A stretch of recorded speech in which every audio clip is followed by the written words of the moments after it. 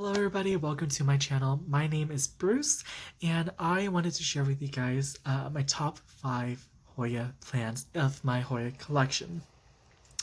So these are in no particular order. These are just however I grabbed them off from in front of me here. So yeah, let's get started.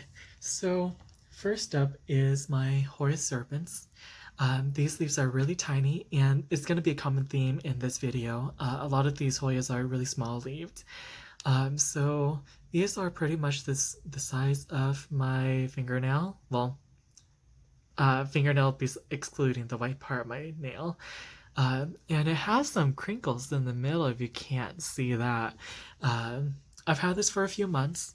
And also note that all of my Hoyas are sitting on an east-facing windowsill. I do have a few on this shelf that is a couple of feet away from my window here, but otherwise most of my Hoyas are on my windowsill here right in front of me. So I've had this for a few months. I originally had 3 strands in here, but 2 of them did dry out and died off, and that was mainly because I did not have the roots deep into the soil enough, so it wasn't getting hydrated. So this Hoya is super easy to take care of.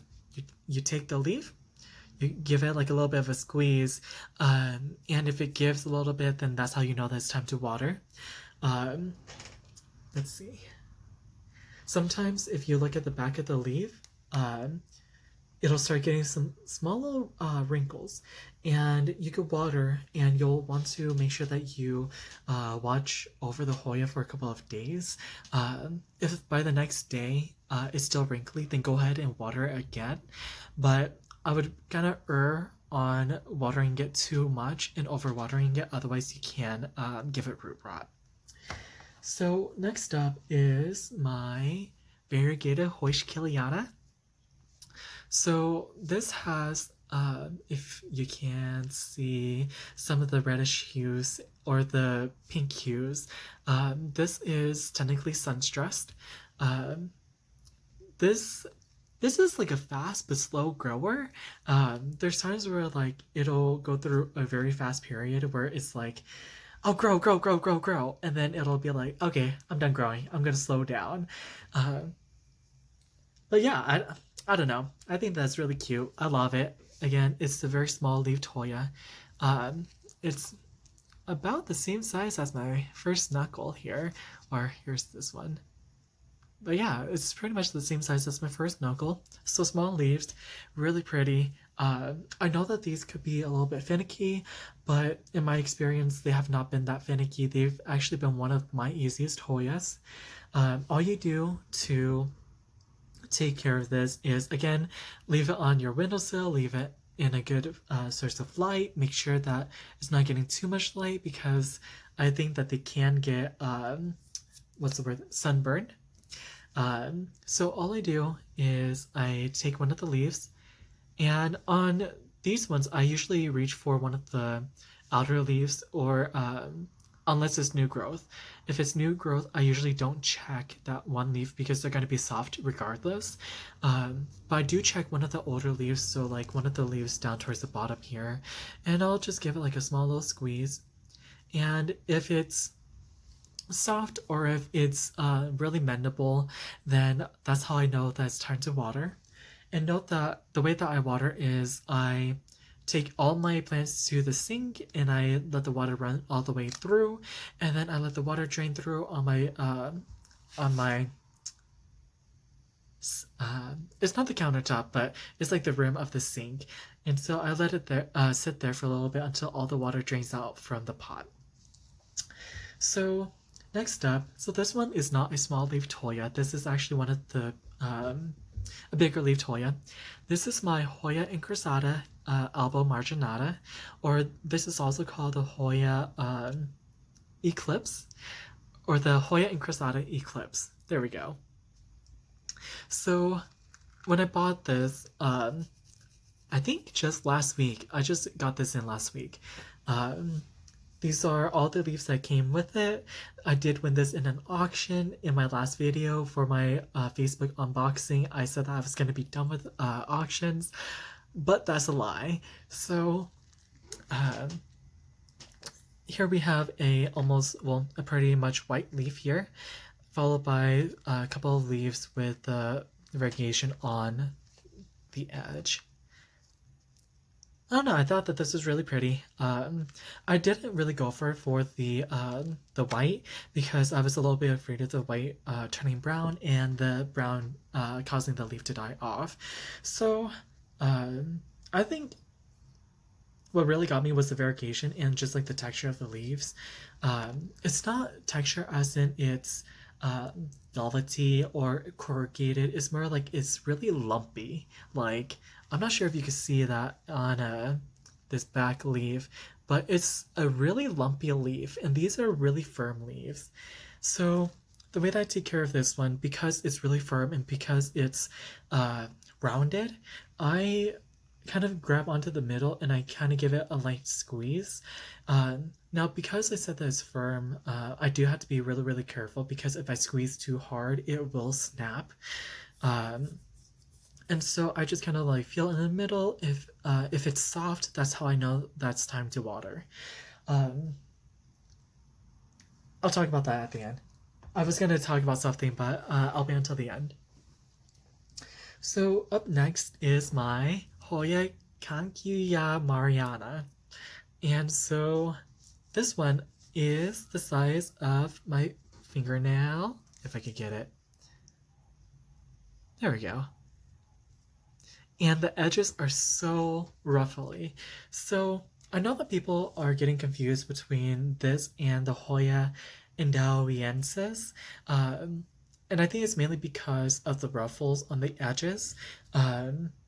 One major difference I've noticed between pictures, comparing the Endauiensis to my Kanya, is that the endau is more round, is fatter, and the growth or the branch is, or the stem is not as woody as with the Kanya.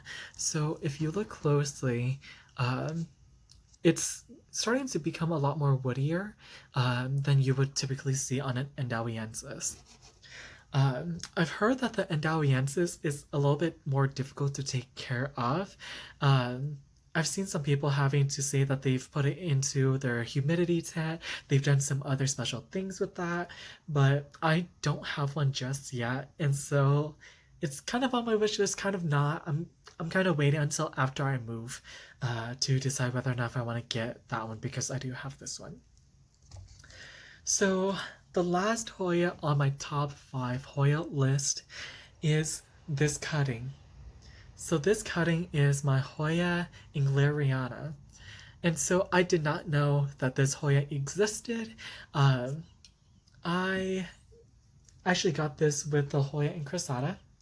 And so it was funny.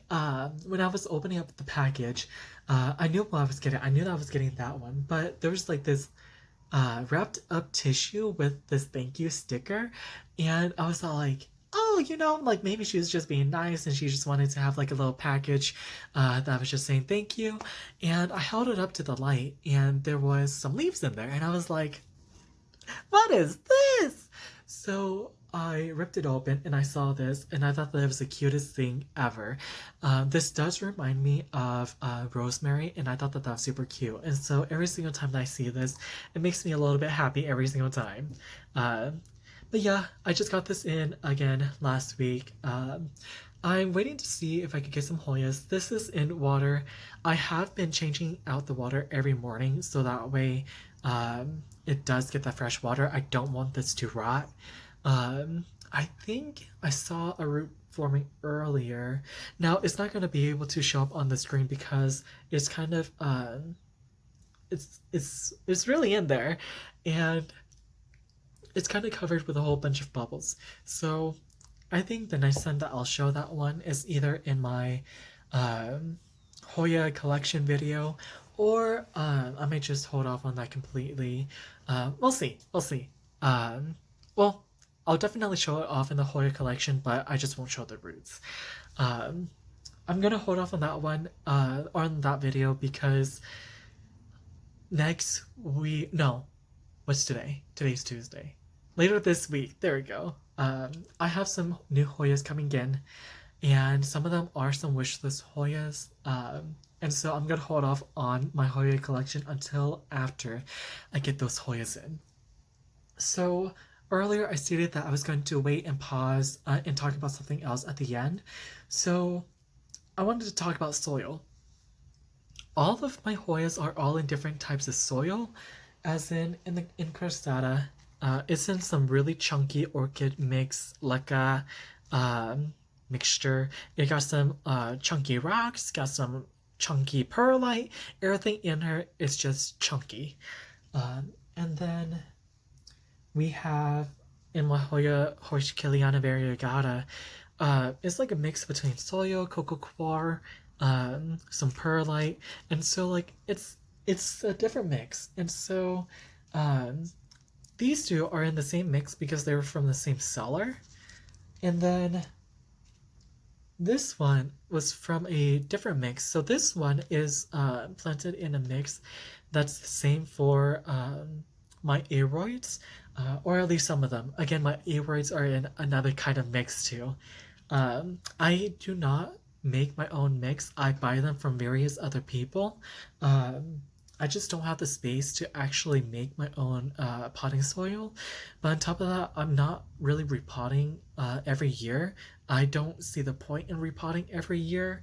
I only repot whenever it's needed or whenever uh, I'm not getting any more new growth. So that's pretty much about it. That's all that I got concluded for my top 5 Hoyas. I was gonna do a top 10, but I realized I don't really like some of these Hoyas as much as I thought I did. Either that or I'm waiting for them to grow just a little bit more and see how they look after that. Um, let's see. But yeah, I guess that's all that I have for you guys today. Thank you guys so much for watching my video, and I'll see you guys in the next one.